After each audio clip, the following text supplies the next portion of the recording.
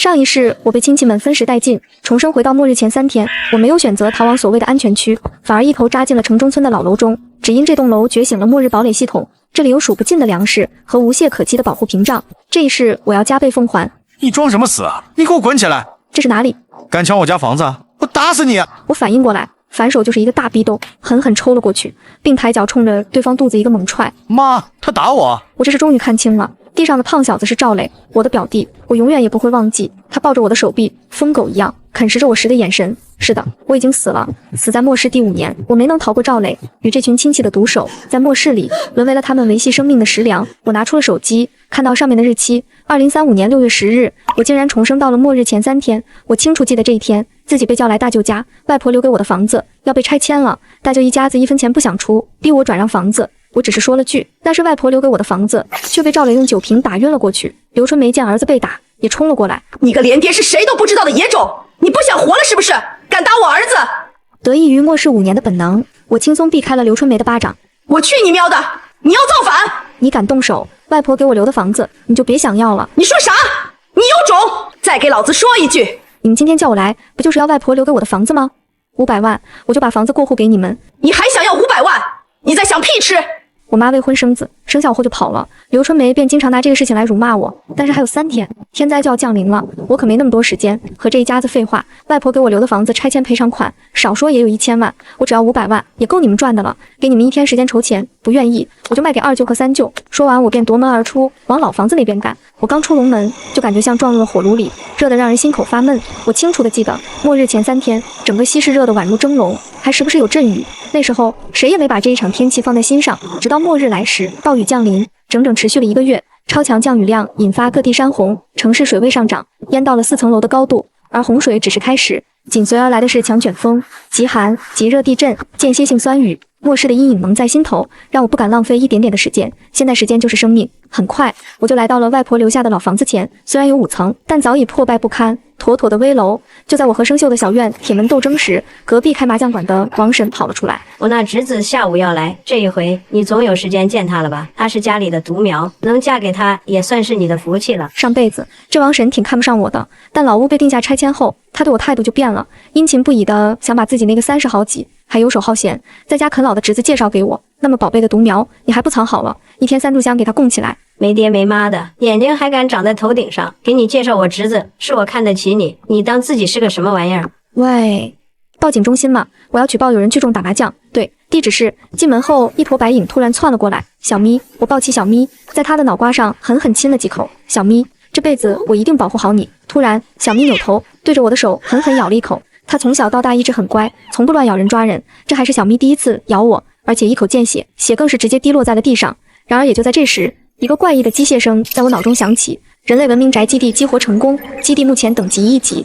随后我眼前出现了一个悬浮的面板，上面有着基地的各种属性介绍，目前可消耗1000积分进行初次升级。是否升级？我虽然人是猛的，但还是第一时间做出判断，选择升级。随后眼前面板上老屋的属性发生了变化，基地等级2级，门禁防御系统激活，主楼结构强度升级至铜墙铁壁，主楼内部重装完毕，风格可选，仓储空间升级容量15000立方米，解锁永久锁鲜功能，解锁蓄水池容量10吨，解锁随身背包功能，增加防水抗震功能，储容100种物资后可解锁。现在距离天灾末日的到来还有3天时间，我看着面前的悬浮矿，激动地叫出来：15000立方米的仓储空间，而且还带有永久锁鲜功能，连蓄水池的容量都有10吨，这要是囤满物资，足够我在末世中生存好长一段时间了。随后我立刻在屋子里寻找起系统所提到的仓库和蓄水池，很快我就在一个小房间里面发现多了一扇门，我没有犹豫，直接推门走了进去，就看到了一个巨大空旷的纯白空间，空间另一边还有个透明宛如水立方的空间，应该就是蓄水池了。这是空间折叠，可是现在虽然有了蓄水池，但那么多水要怎么弄进来呢？这时我眼前又出现了系统面板，检测到水流内有安全水源，可接入蓄水池，是否接入？我立刻选择是。下一刻我就看到蓄水池上方凭空出现了一道水流，按照这个速度大概几个小时就能蓄满。我从折叠空间内出来后，又试了一下随身背包这个功能，我拿出手机后意念一动，手机直接消失不见。随后我又进入到折叠空间内，果然手机出现在了里面。有了这个功能在，我收集起物资来就太方便了。此刻我浑身充满干劲，我要赶紧囤货升级房子。我一番翻箱倒柜，找到宅基地证明后，就匆匆出了门。打开铁门时，我看到门外停了几辆警车，有不少人在围观。王婶的哭喊声隔着人墙都能听得一清二楚。很快我就抵达了土地征收部门，我就提了一个要求，拆迁款我自愿少拿60万，但2个小时内必须到账，同时还要给我1周的时间搬离老屋。或许因为我是城中村第一户同意拆迁的，还自愿少60万拆迁款，所以过程很顺利，只等了半个小时，拆迁款就到了。在等待到账的时间里，我又把网上所有能借款的小额贷款全部注册了一个遍，零零碎碎又给自己凑了100多万。从征收部门出来后，我去提了新买的2手面包车后，直奔最近的大型商超进行采购。我本来打算去批发市场，但是最近的批发市场正在整顿拆迁，还有2个批发市场距离又太远，距离末日来临已不足3天。现在时间就是金钱，为了避免引人注意，我选择少量多次原则，一整个下午开着面包车跑了大大小小几10个超市，装满1车物资就去下一个超市。车一启动，就将车内物资收入随身背包内。整整5个小时，我的战果如下：大米5000斤，高低筋面粉5000斤，4升装食用油5000桶，方便面1000箱，方便米饭1000箱，火锅底料、豆瓣酱，各种调料1000斤，泡椒凤爪、薯片等零食各100箱，各种饮料、牛奶、酸奶以及各种罐头各100箱，卫生巾、沐浴、洗发、护发素、洗衣液等生活用品各100箱。在扫荡过程中，经过药房时，我也没错过，什么酒精退烧、抗炎止痛等市面上能买到的各种常规类药物，统统不放过。买完这些后，我又去了家附近的菜市场，赶在肉摊老板收摊前过去订购了10头猪、10头牛，最好明天就能到。老板骤然接到这么大笔生意，吓了一跳。你家买那么多猪肉做啥子哦？还没到过年哇，替亲戚买的。老板能接得下这单子不？那必须接得下，我老表家里就是开屠宰场的，羊肉也有，你要不也来10头？除了猪牛羊外，还有鸡鸭兔都是新鲜的，各订了100只。除此之外，我还找旁边卖水果和蔬菜的老板订了各种新鲜蔬菜瓜果，全部都200斤起步。和老板们说好，明天自己上门去取货后，我又马不停蹄去了附近的宠物店，给小咪订了1000斤猫粮，还有各种罐罐、猫草片、化毛膏、营养膏、猫砂以及各种小玩具。从宠物店出来时，都已经晚上9点了。突然我感觉头上一凉，噼里啪啦的大雨骤然落下。我快步回到面包车上，我清楚这场阵雨只是开始。把面包车停到城中村外另一条街的路边停车位后，我才快步往家走。这一路手机响个不停，都是二舅打来的，我没有理会。然而快到家时，却发现院子门口停着一辆大奔。我快步走过去，只看见铁门竟然大开着，院子里面还站着一个人。我心咯噔一沉，快步走过去，看到房门是关着的，才松了口气，同时目光也沉了下去。二舅，你把门锁换了？我点了点头，幸好门禁系统升级过了，现在的房门只有我才能打开。之前我给你打电话，为什么不接？大晚上的你去哪儿鬼混了？你知不知道你浪费了我多少时间？我去哪了？你管得着吗？你急着找我不就是想要老屋吗？想要房子可以，一口价600万。你还想要600万？我看你是无法无天了，这就是你和长辈说话的态度。我心中冷笑，这个赵伟也不是啥好玩意儿，上一世我成为食材，他也没少出力。明天你就给我从老屋里滚出去，想要房子拿钱来买，没钱就滚，反正你不买，有的是人想买。你不想活了是不是？敢这么和我爸说话？只见赵伟的女儿赵雅走了过来，抡起手里的包就朝我砸来。也就在这时，一声凄厉的猫叫响起，随后一道白影朝着赵雅扑了过去。我瞪大眼看着小咪，对着赵雅一顿喵喵拳输出，挠得赵雅满脸是血。我立刻抱起小咪冲进屋，砰的一声关上大门。赵伟哐哐撞门，你马上带着那个小可爱滚出来，给小雅跪下道歉。学校里有个富二代，要出700万买这套房子，后天找我签合同。二舅，你有功夫骂我，不如抓紧时间考虑清楚，哪有什么富二代，就是要把你们的钱都弄过来给我囤物资用。赵伟眼看撞不开门，加上女儿被抓伤，他也没心思再继续耗，赶紧带着女儿去了医院。二舅赵伟走后，三舅赵军也给我发来了信息，大概意思就是让我以10万块的价格先把房子过户给他。看完信息我恶心的想吐，大舅出500万，二舅出600万，三舅你好歹也出400万吧。一天时间考虑过事不后，回完消息后，我心念一动，之前采购的猫罐罐就出现在了手里。喂完小咪后，我又进到了折叠空间里，看着空间内多出来的物资，我这才有了些安全感。只是我今天囤货的数量放在整个空间来看，真是少太少了。从仓库里出来，我掏出手机又开始买，先点了 M 家的全家桶和麦旋风，又点了一大堆烧烤小龙虾，以及各种菜足足100份，卤味也是不能放过的，什么鸭脖鸭肠各色卤菜上百份的往家里点。这个点奶茶店也没关门，但凡店里有的类目全部都要个点20份。等外卖的时间，我又在网上搜索了太阳能板和发电机的购买渠道。幸运的是，地市附近的郊区就有小经销商，我联系好了，对方明天上门取货。当然还有最重要的武器，我上辈子遇到过一个改装牛人，他改造后的射钉枪杀伤力非常强，因为我救了对方一命，所以他教了我怎么改装，难度倒是不大。我先在网上买了上万发钢珠，明天就能到。除此之外，棒球棍、电棍、防狼喷雾之类的也买了一些，以备不时之需。我还准备再找五金店，有些改装材料还要明天去购买。但是一阵敲门声却打断了我，原来是我点的外卖。接下来的2个小时，我都在不停地收外卖，收到手软。有时候4、5个外卖小哥一起出现，手里提着大包小包，看我的眼神古怪极了。今晚我家要开轰趴，人很多。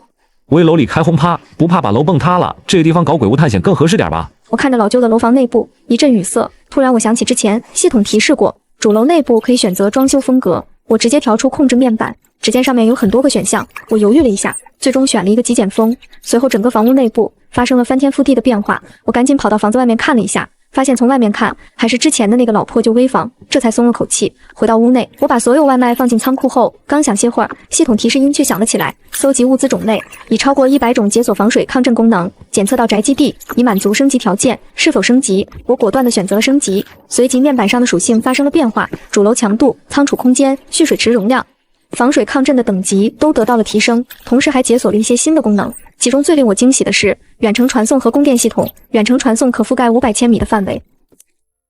也就是说，我在500千米以内的任何地方遇到了危险，都可以瞬间传回到我的安全屋来。美中不足的就是这功能有48小时的冷却时间，至于供电系统就更不用说了，末世以后即使断电我也不怕了。这时候我注意到悬浮框的右上角冒出来了一个房子图标，我试着点击自己的名字，结果冒出来的居然是人物属性面板。我看着自己的属性面板，气得半死。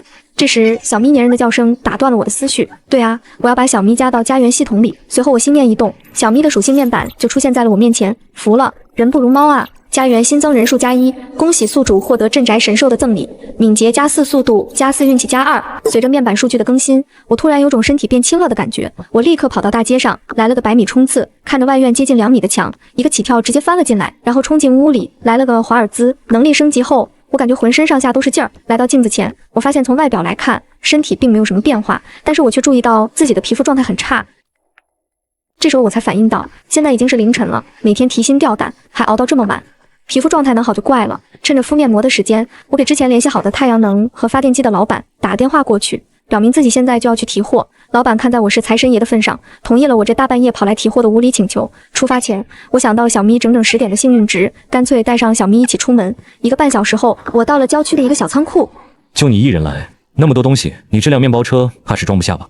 经销商一脸惊讶，我朋友家在附近，多跑2趟就行。我敷衍道。这时，经销商手机却响个不停，接了电话后，表情瞬间变了。啥？我爸他和谁开房去了？隔壁张大妈，媳妇儿你拦着点我妈，可别让她拿刀，我马上回来呀。老板是真急了，直接把仓库钥匙塞给我。货都在仓库里，你辛苦下自己搬吧。多出来的1台发电机和10几块板子算我送给你的，你搬完记得帮我锁门了。这也太顺利了，不愧是幸运值拉满的小咪。确认仓库里没有摄像头后，我直接将发电机和太阳能板收入随身背包。这下要解锁供电系统，就差10吨柴油了。天像被捅了个窟窿，暴雨倾盆下，雷鸣声轰隆隆的，似要把地都震碎。我开车走在小路上，小咪却突然变得狂躁起来。我下意识靠边停车，小咪你怎么了？他没理我，只是一直对着车外叫。我向外看去，只见外面是一处工地，这里的开发商跑路了，因此项目也搁置了下来。我的眼神瞬间火热起来，后面宅基地升级肯定需要很多东西，末世到来后再出来搜集物资，可没现在那么容易。搏一搏单车变摩托，我戴上口罩，披了件黑色雨衣，翻了进去。防雨布下堆积的钢材如山，不远处还有河沙，我直接收进背包。未完工的大楼里还有许多带钢、水泥材料以及成山的砖材和石料。除此之外，工地上停着的一辆大货车我也给收进了仓库。我一口气收了个痛快，直到脑子开始发胀，我才停了下来。这一波我的仓库才堆满了1/2。回到车上，我看了一眼时间，凌晨5点，和肉摊老板约的提货时间是早上7点。我直接驱车去往屠宰场。到屠宰场附近后，我在没有监控的路上换上了那辆工地的货车，直接开去提货。从屠宰场出来后，我又去花卉市场买了一批种子和果苗，到时候可以种在折叠空间的黑土上。然后去了五金市场，买了射钉枪和改造需要的零配件。一通忙碌又是2个小时过去，把东西收入随身背包后，我把货车开到没有监控和行人的地方，换成面包车开回了城内。最后我又去了一趟市场，取了昨天订购的蔬菜水果。这段时间内，我的手机一直在响。打电话的是二舅赵伟，我打开远程监控，透过面板看到赵伟的大奔就停在老楼门口。这几天买了很多物资，手里的钱也快花光了。既然二舅这么想要我的房子，那就别怪我不客气。随后我驱车到了一家咖啡馆，约赵伟到这里见面。房子可以给你，你现在要么签合同打钱，要么滚，你只有5分钟时间考虑。赵伟虽然生气，但更想要老楼的1000万的拆迁补偿款。他拿回合同看了一眼，7天后才能把老楼过户是什么意思？怎么怕我卷钱跑路？无所谓，你不签，有的是人买。赵伟倒是不怕我拿钱跑路，他经商这么多年，道上也不是没人。这合同我签，钱也可以提前给你，但这几天你就别四处跑了，老实在老楼待着。半个小时后，我的手机提示账户上到了一笔钱，我连忙在合同上签了字，咖啡你买单。说完我就头也不回的离开了。如法炮制，我把三舅也约在了那家咖啡店，并坑了他400万。幸好三舅与二舅关系不好，已经老死不相往来了，不然我怎么可能含泪赚了二舅三舅1000万。从咖啡店出来后，天空中突然电闪雷鸣，下起了大暴雨。我知道从现在开始，这场大雨就不会停了。我立刻去了市内最大的户外用品店，采购了一大批防寒服、冲锋衣、潜水装置、氧气瓶等户外用具，随后就开车朝隔壁 C 市奔去。2个小时后，我到了早就联系好的冲锋艇门店。这家门店开在江畔，现在江水已经涨上堤坝了。老板自己还有3艘可容纳10人的小游艇。我向老板表示愿意原价购买老板的2手小游艇，于是老板大方地送我船上的燃油和储油。老板收到钱后，把钥匙给了我，我就风风火火回了家，还不忘叮嘱我：你要抓紧让人来开走啊！现在水涨开快了，这会儿暴雨太大，江边早就没人了。我又私下确认没有监控后，直接将小游艇和冲锋艇都收进了随身背包，然后马不停蹄朝下一家赶。这边有个卖太阳能板的大厂，我现在揣着巨款，准备直接过去干票大的。此时暴雨越下越大，街上的车也越来越少，距离末世降临还有15个小时，剩下的1000万几乎都投在了太阳能板和发电机上面。我这一波几乎是干走了厂家的所有存货。我要求的在搬货期间，仓库这边其他人都撤走。厂家虽觉得奇怪，但也同意了。等所有人都走了后，我确认仓库内的摄像头都关闭了，就开启了自己的收货模式。等我收完时，就看到水已经漫进了仓库外面，天早就全黑了。突然砰的一声，仓库陷入一片黑暗。我知道 C 市断电了，自己的机会来了。上一世 C 市是最先出现汛情的城市，陷入大水中，在这里可以提前开启零元购。我开着冲锋艇直奔早就踩好点的加油站，直接将加油站里的汽油和柴油全部抽空。将附近的6个加油站都抽完后，我的脑子已经刺痛的要命。已经是早上8点了，但阴沉的天色依旧留在夜里，瞧不见光亮。再过3个小时，暴雨引发的洪水、泥石流、山体滑坡将在全球各地上演，海滨城市爆发海啸，无数人将丧生。而我现在所处的 C 市将会是 S 省最先一个被淹没的。全球天灾时代正式开启，我毫不犹豫选择了远程传送。下一刻，我就回到了自己干净舒爽的家里。洗了个澡之后，我在系统面板选择宅基地升级后倒头就睡。接下来就要迎接末日降临了。在我昏睡之际，老楼也在悄然升级着。睡醒后我看了眼时间，这一觉居然睡了整整1天，这都第2天早上了。我连忙冲到了窗户边，外面重重的乌云堆积如石，大雨倾盆下，但是老楼内却很安静。我深吸一口气，推开窗户，暴雨声冲入耳膜。很快我便注意到外面的水位已经淹到老屋3楼的位置了。我连忙跑下楼，眼前的景象让我惊呆了。3个人找不到我，暴雨又下了起来，然后3人就暂时被隔壁王婶家收留了。但没想到一夜过去，水居然直接淹到了3楼。得知赵伟父女就被困在隔壁，我满意至极。这下想报仇的话就方便多了。正在这时，手机来电显示赵雅：“你个贱人，你在家是不是？你看着我们被淹都不开门，你好毒的心！你们没被淹死，这么可惜的吗？”父女俩气得发抖。这时，对面阳台上的门打开了，一道身影慢悠悠地走了出来。600万买的奶茶就是好喝。二舅表妹多谢款待啊！赵雅尖叫，咒骂着直跺脚。男朋友陈明走了出来，陈明道：“我们翻过去，看阳台没封窗，你等着，一会儿我们过来，你就完了。王婶家到我家阳台，只需要一个大跨步就能跨过来，但我一点都不担心。”陈明信心满满的一步跨过去，明明的阳台台面就在那里，他却硬生生一脚踩空。众目睽睽之下，陈明摔了下去。算他运气好，一把抓住了电线杆，如果水流平缓，还能游回去。但现在嘛，他只要松手就是个死。陈明吓得哇哇大叫：“救命！你们快救救我！救人是不可能救人的。”我之所以没阻止他过来，就是为了试试老楼的防御机制，没心情再欣赏这场闹剧。我回了客厅，关上阳台门。我之前注意到系统给了新手大礼包，要不是被赵伟他们打岔，我早就开礼包了。谁能抵挡盲盒的诱惑？我深吸2口气，看着眼前光幕上那个游戏礼盒般的存在，毫不犹豫点击领取。眼前出现烟花绽放的场景，下一刻系统提示声响起。我点开了面前的新手大礼包后，系统提示获得2次抽卡机会，外加大力菠菜1个，使用后可永久增加力量2点，体力1点。看着手里凭空出现的那根菠菜，我直接塞进嘴里。菠菜下肚后，很快我就感觉到体内每个细胞都像是充满了力量，随后，我满心期待地调到抽卡页面，不知道抽卡血统能给啥惊喜。想了想，我直接抱来了幸运值拉满的小咪，握住它的爪爪，点了上去，抽中大力菠菜，好东西！我没犹豫，菠菜直接下肚。随后，我怀着紧张的心抽了最后一张卡，抽中小型食品制造厂，在净土范围内放置食品制造厂，并生产100份压缩饼干，奖励积分2万。我嗖的一下站了起来，按捺住激动。仔细阅读食品制造厂相关信息，放置条件：净土范围内可覆盖区域面积，要求不低于300平方米。生产条件：每10斤面粉可产出100份压缩饼干或消耗7分，生产兑换比例1比10份。10斤面粉就能产出100份压缩饼干，可真是低付出高产出啊！我尝试着点了一下小型食品制造厂的卡片，眼前立刻出现了一个地图，以老楼为中心，有个光圈显示为净土。可覆盖范围正好覆盖了整个城中村，地图上只有老楼是亮着的，其他楼栋都是黑灰2种颜色。灰色楼栋上都有可覆盖的提示，黑色楼栋则是有需清理的提示。有人居住的房子需要清理后才能覆盖为净土，空屋则可以直接覆盖吗？我迫不及待要证实这个猜想。随后我下到了1楼，换上潜水服，背上氧气瓶，打开了房门透明的屏障，将水流隔绝在外。我深吸了一口气，进入了水流之中。很快我就到了旁边这栋标记为可覆盖的房子中。从窗户进去后，我立刻选择了覆盖。下一刻，屋子里的水快速退去，无形的屏障包裹住这栋楼。净土覆盖面积180平方米，检测新楼楼层面积总和300平方米，符合小型食品生产厂放置条件，是否放置？我毫不犹豫地选择了是，几乎是眨眼间，这间老破小房屋就变成了另外一个样子。洁白的地砖和墙面，头顶白炽灯亮着，干净卫生的全自动生产线，我心脏狂跳。打开了食品厂的属性链板，小型食品生产厂可生产产品压缩饼干，效率每12小时100份。食品厂操作起来很简单，只有一个主控台，只需要选择启动生产即可。最重要的是，这食品厂的防御机制会和主楼同步，我完全不用担心会被别人闯入，可以放置一扇门，连通主楼，请选择放置位置。我下意识地选择了一处空地，随即一扇门凭空出现，我尝试着打开门，走了过去，竟然直接回到了老楼中，我的卧室里。看着身后凭空而立的门，我不禁失笑，这不就是某部动漫里面的任意门吗？随后我去洗了个澡，毕竟这洪水是真的脏，刚洗完就听见外面传来了一声尖叫，我直接朝着4楼的阳台走了过去。阳台上外面的一幕让我吃了一惊，只见陈明抱在广告牌上抽搐不已，双眼已经翻白，水面上还时不时有电花闪过。触电了，陈明触电了，快打120啊！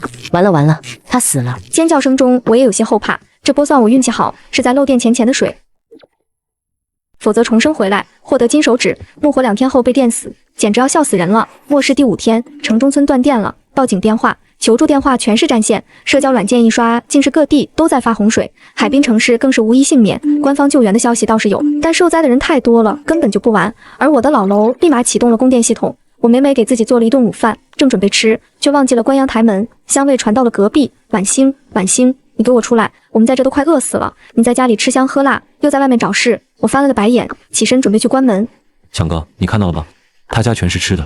这时从屋里走出了2个人影，是张强和他的小弟。强哥喜欢来王婶的麻将馆打麻将，跟赵雅他们一样，也是暴雨那天滞留在王婶家的。一觉醒来，同样发现自己回不了家了。张强看到我手里的肉，疯狂咽着唾沫。我嘚瑟一笑，中午好啊，大家吃了吗？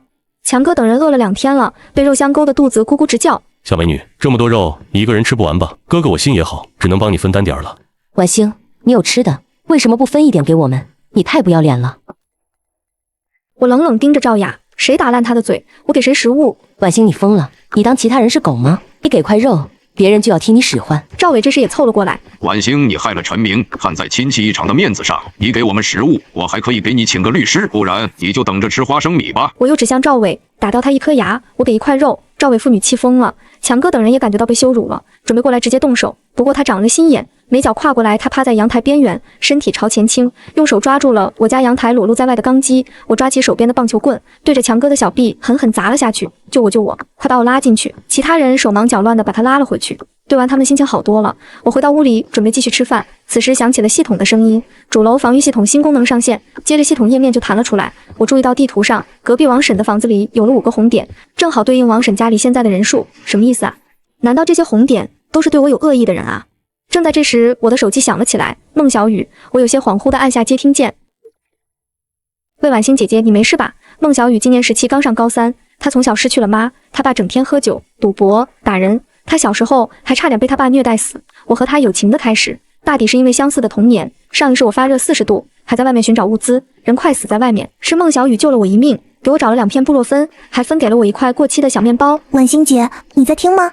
你一个人在家，小心点。现在街坊群里好多人都在骂你，那个王婶在群里说你嘎了人，还把混混墙的手弄坏了，嚷嚷着让大伙联合找你麻烦了。我嗯了一声，将通话外放，把手机界面切回聊天框。群里，王婶正在义愤填膺地细数我的罪状。婉欣那个杀人犯留不得啊，他是真敢杀人啊！他故意在阳台上吃香喝辣，张强只是想过去找他要点吃的，他就用棍子把人家手打骨折。这女的那么凶，还敢杀人！你们那边几个人啊？一起翻阳台过去收拾他。后面那个刘丽一直在打听，我家是不是只有我一个人？有多少吃的？我看了一眼地图，刘丽那栋楼里有15个人头点。有意思的是，这15个人头点都在变红。婉欣姐，群里那个叫刘丽的话，你看到没？我觉得她不安好心，你一个人在家，关好门窗，小心点。我立即从折叠空间里拿出射钉枪和弹珠，按照上一世的记忆进行改造。一番忙碌直到天黑，我终于改造完成。刚想找个靶子试一下，身边原本乖乖睡觉的小咪却突然跑到窗边，不断对着外面哈气。我立刻警觉起来，小咪如此暴躁，只有一个可能，外面有人。我快速走到窗边，朝下看去，外面黑漆漆的一片，但暴雨比起前几日已小了许多。我眯起眼，清楚地看到水流中有5个人在向我的房子逼近。我打开地图，果不其然，老楼外有5个红点。对面楼的那群租客只是在群里听王婶说我一人独居，且家里有粮，就动了歪心思。随后我拨通了孟小雨的电话，我这里来人了，你那边也注意一点，待会我先砸窗户进去，你们几个跟紧点。好嘞，三哥。兴奋的5人卖力地朝前游去，浑然不知上方的窗户已悄然打开。喂，下面的5个癞蛤蟆！朱老三一经下意识抬头，火花裹着钢弹，狠狠射入朱老三的眼眶。解决了朱老三，另外4人直接被吓懵，没等他们反应过来，砰砰砰砰，又是4发钢弹。接着4人的身体软了下去，被水冲走了。刚才那5个人里面好像并没有见到刘丽，我连忙打开了地图，只见竟有3个红点在孟小雨那栋楼里。他现在跟他外婆住在一起，根本没有战斗力。孟小雨上一世给我找药救了我，这一世又提前给我打电话通知我注意刘丽那伙人。于情于理，我都不应该不管他。就在我纠结要不要救他之时，系统却突然弹出了任务面板，检测到基地人力资源极度匮乏，基地主出发不会带团队，你就干到死任务。限时48小时内组建生产小队，家园成员达成3人后，奖励净土小店 SS 级。我激动地打开净土小店的介绍面板，商城内不只有各种冷兵器，甚至还有火箭炮和装甲车以及各种各样的物资。虽然购买这些东西的价格估摸着会是天价，但是谁能拒绝一个末世商店呢？可是解锁净土小店必须要添加一个新成员才行，目前看来可以选择的新成员似乎只有孟小雨了。我抱起了小咪，与其在陌生人身上投资，不如先投资个知根知底的试试。我迅速换上了潜水服，准备潜水过去。此刻孟小雨那边，刘丽，我家的存粮都给你了，求求你们不要打我外孙啊！孟小雨外婆是开米线店的，家里虽有些米粉的库存，但这几天都被刘丽一伙人抢得差不多了。力哥，我搜了什么都没搜到。那兄弟们，今晚不是白忙活了。朱老三那边啥情况？那个女大学生家里应该有吃的吧？话音刚落，门就被人一脚从外面踹开，不等众人反应过来，一人已经倒下，又是一枪，另一人接连倒下。刘丽趁这个时间跑到了孟小雨背后。你是谁？此时我不敢贸然开枪，突然刘丽一声惨叫，随后捂着肚子倒在了地上。只见孟小雨不知道什么时候已经悄悄割开了原本绑着手的绳子，手里还拿着酒瓶碎片。我抓准时机上前补枪，孟小雨还在发抖，似乎还没回过神。姐，婉欣姐，我杀人了，是我杀的。你记住，从今往后，末世比你现在经历的要更加残酷。婉欣姐，你说该怎么办？我都听你的。少年坚定地看着我，说实话，孟小雨今晚的表现，我挺满意的。这小子该下狠手的时候不犹豫，同时底线也在。这张守则，你认真看看，能接受就签字，以后跟我混。孟小雨拿过守则，就见上面写着4个大字：净土守则。婉欣姐，你是楼主吗？我点点头，太好了，我签。接着，孟小雨毫不犹豫地写下自己的名字。这份合同是系统的产物，上面写的背叛者死，可不是玩笑话。只要家园成员有背叛行为，系统会直接将人抹杀。随后系统声音响起，检测到家园加入新成员孟小雨，家园已满足3人。S 级净土小店已发放。我还没来得及高兴，突然砰的一声，小雨的外婆晕倒在了地上。姐姐，我外婆晕倒了。小雨外婆已经80岁了，又经历了刚才的场面，想必是吓到她了。别着急，你外婆有没有什么基础病？我外婆有高血压，但是家里的药已经被洪水泡了，怎么办？怎么办啊？末世之前，我倒是囤了很多药，可是也没有囤降压药啊。你认识的人里有医生吗？我外婆的老年机里有主治医生的电话，他人很好的。能联系上他吗？能，我早上还给他打过电话。随后，小雨赶紧给李医生打电话，电话没响，几下就被接通了。孟小雨带着哭腔地说明了情况。老人的情况，我怀疑是颅内压升高，最好的办法还是送往医院。但是现在医院嘈杂的声音断断续续传来。洪水突降那天，正逢李医生值班，结果被困在医院了。断电之后，每天都有病人死去，医院现在乱得要命。李医生，你是被洪水困在医院了吗？我能带你一个人离开，作为交换，你带上药品和注射医疗器材，帮忙救人。李医生的第一个反应就是不可能，他是高知家庭，家里的亲戚门路广，但即使这样，也没有联系到救援。这几天，他比许多人都过得绝望。怎么可能？你拿什么来接我离开？现在官方救援都撤走了。半个小时内我必到，你只是告诉我这个交易你做不做？好，我做。半个小时后见。李医生要小心。李医生这边，他谎称肚子疼，小心翼翼地站起身。我要去下厕所，小李药房的钥匙我用下，我顺便去拿些葡萄糖来给大家提提神。同事没有怀疑。李医生接过钥匙，在心里对同事说一声抱歉，抱歉。如果我有能力，我也想带你们一起离开。李医生收拾好背包后，悄悄走到4楼应急楼道的阳台等待。我开着小游艇到医院附近，为了不引人注意，又换了橡皮艇滑进去。就在我快要抵达住院部的时候，手机震动起来，我心里突然有种不好的预感。逃生通道的阳台上有人怎么办？别慌，站好位置，时刻准备上传。李医生收起了手机，但那两人却走了过来。医生，你那书包里是装的吃的吗？不是，是药品。你装这么多药在书包里干什么？难道你联系到救援了？没有。红毛眼睛一转，拉着女生离开了。几分钟后，我划着橡皮艇破水而来。就在我以为能够顺利接到李医生时，那一男一女突然跳了出来，拿刀抵住了李医生的脖子。你果然是叫到救援了，美女一个也是救，3个也是救，带我们一起呗。这架势哪里是在请求，明明是在威胁。好啊，那你们动作快点，别把其他人都吸引来。林小姐，抱歉，我没有理会，把手里的奖递给她。我们俩累了，换你们俩来吧。下一刻，我突然出手，直接将两人抓起来丢到船下。看来2根大力菠菜不白吃啊！今天是末世第9天，算算时间，网络差不多也要断了。好在这几天，我已经把全国范围内能下载的地图都下下来了。除此之外，还有一些食谱种植、教学，但凡以后能派上用场的，都下载备份了。随后，我给小咪开了个罐，又在折叠空间里取出了一盒肥牛盖饭和黑森林蛋糕。现在孟小雨那栋楼已经滑入了净土范围，系统地图上标记为1号宿舍。昨天我把李医生放在孟小雨家之后，又在孟小雨家放置了一个任意门，这样我过去就方便多了。每填饱肚子后，我起身往包里塞了2瓶牛奶和4个煮熟的白水蛋，然后打开门进了孟小雨的家。孟小雨听到动静冲了出来，手里还拎着把菜刀，嘴角还挂了根米线，显然对昨晚的事还心有余悸。林小姐你来了。李医生，我外婆怎么样了？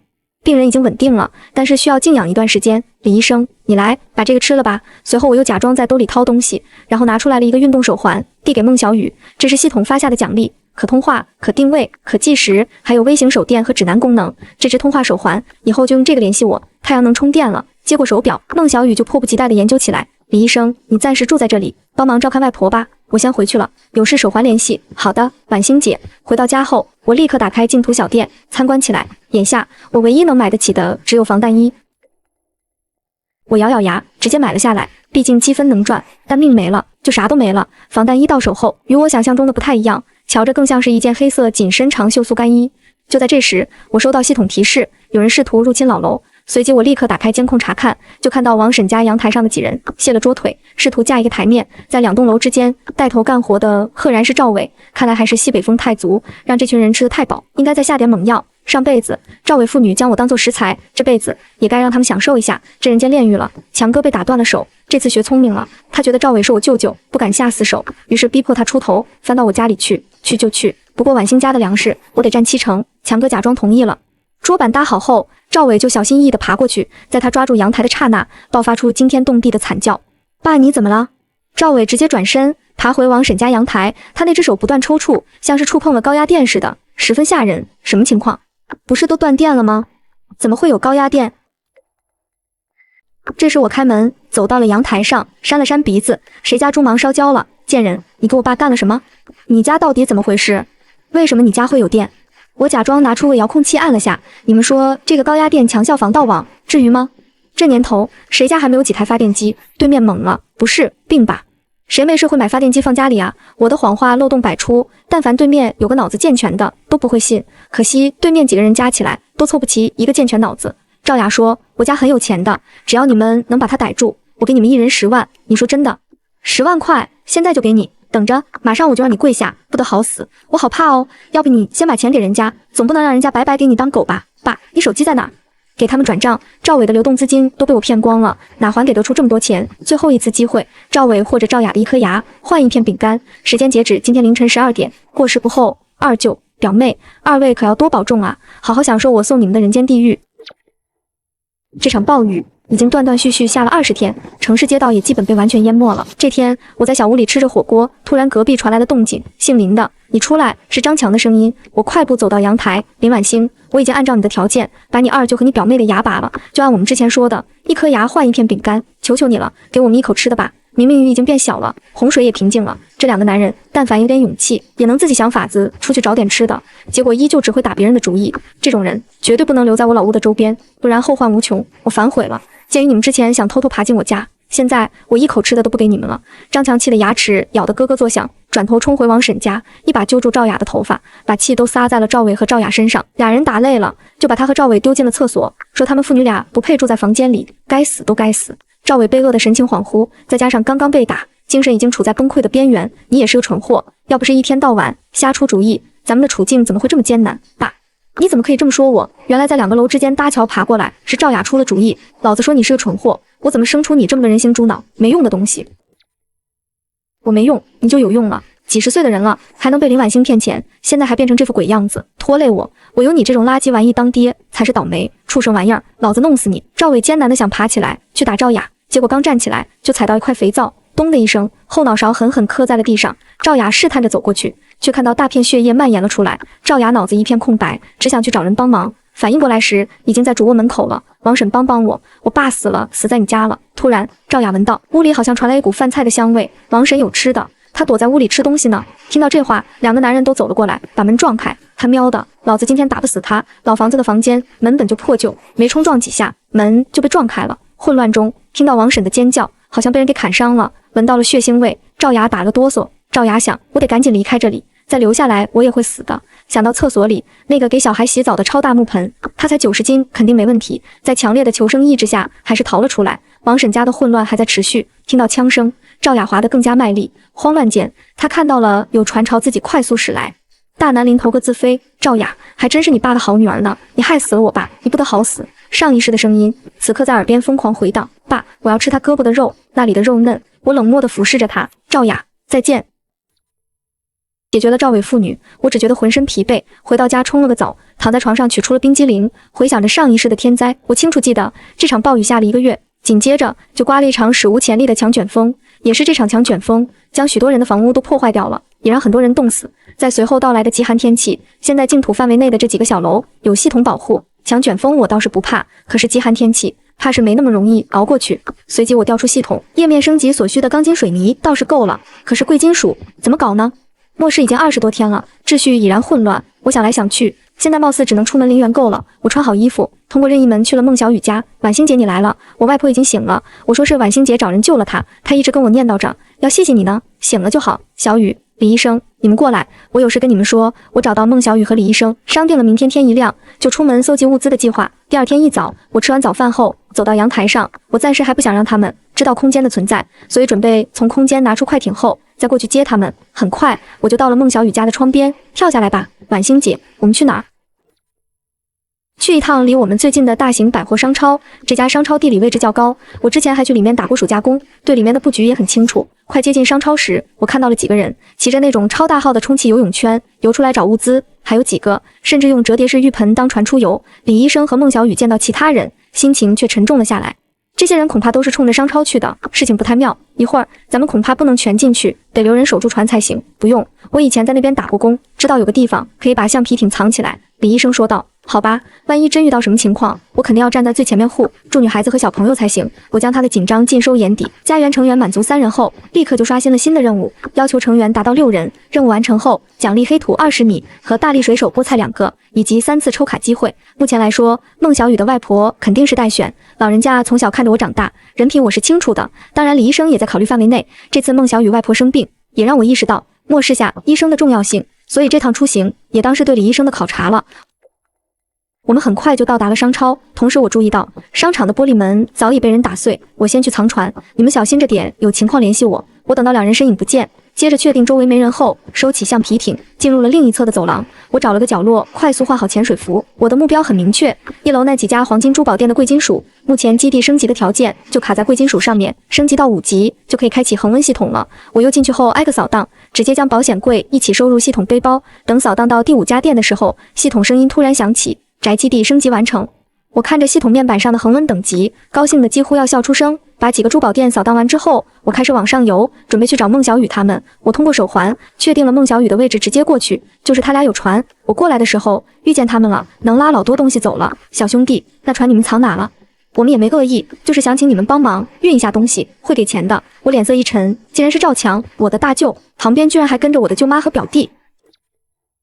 抱歉，我们的柴油只够我们自己回家。再说，你们既然能过来，想来也有水上工具吧？他们说完正想走，却被赵强他们拦住了。别那么小气啊，都让开！你们想干嘛？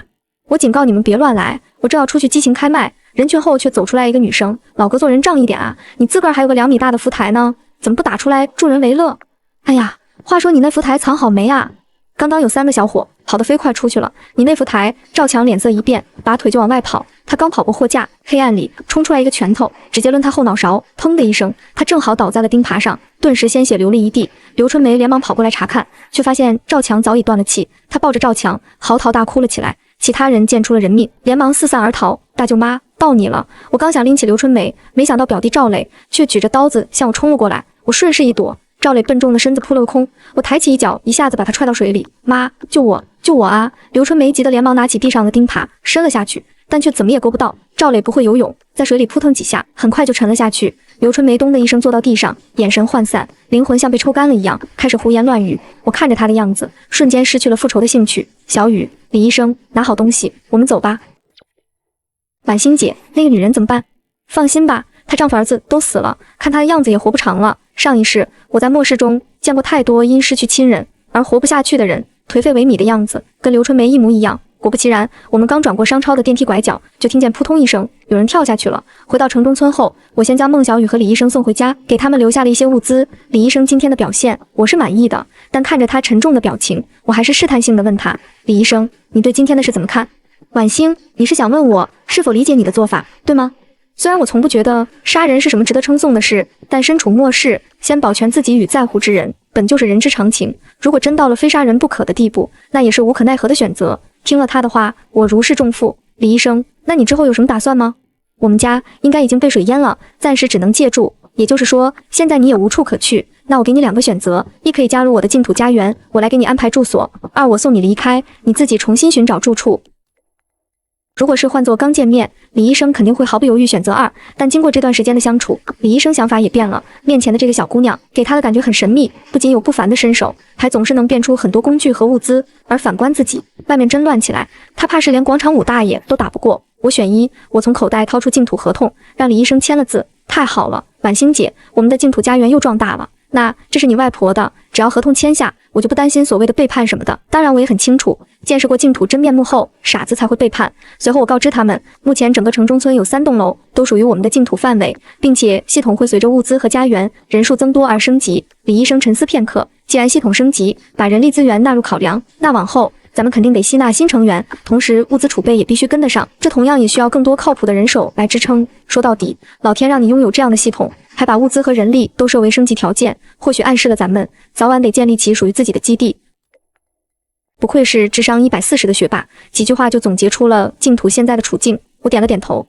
他继续说，我大胆计划一下，目前来说，净土扩张是首要的，这和我们未来的安全息息相关，不如我们圈地为营，尽快想办法建立围墙。说干就干，我让孟小雨拿出纸笔，画出整个城中村的地图，开始规划。这3栋楼已经属于我们，另外我家周围的这几栋楼，末世之前就已无人居住，旁边王婶家的那栋楼也已经没人了。至于旁边的这4栋楼，据我所知，末世刚开始那几天就都出门找物资了，到现在也没有回来，想必已经发生了不测。那我们可以让孟小雨和外婆搬到这边的空房子，而围墙按照这样的规划建立，暂时将小雨现在居住的房子当做我们的营外据点。孟小雨说道，我同意，反正整个城中村早晚都是我们的。夜里10点天色全黑，白天消停了些的暴雨，到了晚上又有了卷土重来的趋势。在噼里啪啦的雨声中，我悄然启动了净土区域的外部防御，规划好的部分都被围在了高达15米的合金城墙之中。墙体顶端还设置有电网，防止有人翻越。现在水位就差不多有12米的样子，但若是洪水退了，这15米的合金城墙绝对的霸气侧漏。搞定之后，我将围墙内的洪水排除，街道重新展露。孟小雨和李医生都兴奋地跑到街上。李医生说：“晚星，事不宜迟，我们明天天亮继续外出搜集物资吧。明天也得搜集一些药品。”我得担任起团队李医生的责任。净土家园的防御围墙建好后，李医生和孟小雨干劲十足，1上午的时间就搜集了好几家药店，收获颇丰。由于他们不会潜水，所以大部分搜集贵金属的任务还是由我来干。只是系统升级所需的贵金属实在太多，下一次攒到足够的贵金属升级，不知道要到什么时候。我的任务完成后，跟李医生、孟小雨到了附近最后一家没被水淹的药店。正在我们搜集药品的时候，货架深处传来了悉悉索索的声音。李医生拿出电棍，缓缓朝里走了进去，我紧随其后。听到了一个人在自言自语：“真难找，到底哪个是消炎药啊？”我们走近后，却发现这个人我们昨天遇到过，是那个仗义直言的女生。女生看到李医生的穿着，眼神瞬间有了亮光，将怀里的一堆药一探：“你是医生吧？你看看这些哪个是消炎药？这2个都是，但还是要根据具体的病状来用药。我弟弟能用吗？你弟弟怎么了？”齐言哭丧着脸说了自己的遭遇。原来是某一天，他的邻居在外面疯狂敲门叫救命，他拿了一根高尔夫球杆当武器，打开了门，却没想到门一打开，曾经友好的邻居面目狰狞地冲进来，抢走了他家里所有的食物。对方3个男人手里还拿了刀，他根本不是对手。齐言胳膊被轻微划伤，没什么大问题，但弟弟的牙被打掉了，爪子上也有个大裂口。等等，你的弟弟是人吗？不是啊，他是我的小狗，弟弟是他的名字。那些人还想把弟弟抢走，杀掉吃肉。我跟他们说，我可以用我家的大金人换，可他们不愿意。我拼了命才护下弟弟。大金人，我一听到这里，瞬间来了兴趣。我可以让李医生帮忙救你的弟弟，但作为交换，你把大金人给我怎么样？真的吗？只要你愿意救弟弟，我换什么都可以。能为了自家宠物冒着危险出来找药，还拿出那么多金银来，这人还挺重情重义。随后在齐言的指引下，我们来到了郊区的一片别墅区，进到了齐言家。哇，言姐，你家真有钱呀！现在有钱有什么用？我都饿了好几天了。很快在李医生的一番操作下，小狗的伤口就被缝合好了。齐言用小推车把大金人推了过来，你们拿走吧。对了，你们包里还有吃的吗？我这里还有好多小金佛，可以给你们换一点吗？哇，你们有钱人家里不会全是金子吧？齐言不好意思地挠了挠头，我则是将李医生拉到一边。李医生，你觉得齐言这人怎么样？你是想吸纳他？他的人品咱们也见过，目前来说似乎没有大问题，能为宠物做到这点，也算重情义有责任心。我认同你的想法，目前距离系统要求达到的6人小队还差1人，齐言能跟我们一起出门打野，人品也过关，将他吸纳为成员也不是不行。我问齐言，以后怎么过？有想法吗？齐言说道，我可以出去找物资，节约着点吃，总不会饿死的。我看着地上的几个狗罐头，你这几天都吃这个？对呀，那几个畜生把我的食物全抢走了，要不要加入我们？齐言愣了一下，我可以吗？好，我愿意，我当然愿意，不过我的狗可以一起带着吗？当然可以。接着我从兜里掏出合同递给他，齐言爽快地签了字。检测到净土家园已满足6人，恒温系统自动升级到满级10级。暴雨停歇后，洪水逐渐退去，很多人都以为有序的生活会慢慢恢复，但我知道2天后一场强卷风会带来可怕的极寒天气。这一天，我正在跟齐言讨论种菜的事情，系统却突然提示我围墙外有威胁。我打开系统监控，竟然看到了赵军，我的三舅。我不去找他，他倒是自己来找我了。赵军坐在地上，鼻青脸肿，却十分有劲地拿石子砸着围墙，嘴里还叫骂着：“晚星，我知道你在里面，我可是你亲舅舅，你忍心看着我了吗？快开门，我要进去。”我看着外面的热闹，脑海里又想起上一世他啃食我的样子，我突然有了一个想法。我走到围墙下，拿着喇叭冲外面喊道：“三舅，这个基地的主人不会让人轻易进来的，但是你别着急，我跟他关系很好的，我一定想办法让你进来。”赵军见我出来回应，他立刻伪装出一副慈善的样子：“好孩子，我就知道你不忍心看三舅受苦。”紧接着，我将一包狗粮扔了出去：“三舅，你饿了先吃这个，你等着，我一定会让你进来的。3天而已，一定要坚持下去啊，我的好三舅。”2天后，强卷风裹挟着寒流如约而至，赵军在破楼里躲过了强卷风，却在风雪中暴毙而亡。他到死都惦记着我会开门放他进去。净土这边有了奇岩这个小金库的加入，恒温系统升级，从而覆盖了围墙内的整个区域。在我们几人的合作之下，净土家园发展的越来越好，越来越多的人知道地市的城中村有个末日基地。在此期间，我们也吸纳了不少寻求庇护的人加入净土家园的建设，当然也有很多不幸的人在来的路上就被冻死在路边。恒温系统将极寒隔绝在外，这片净土上活着的暖意正一点点蔓延。或许未来还有更多未知的风暴，但只要我们守住这一方净土，就有继续走下去的勇气。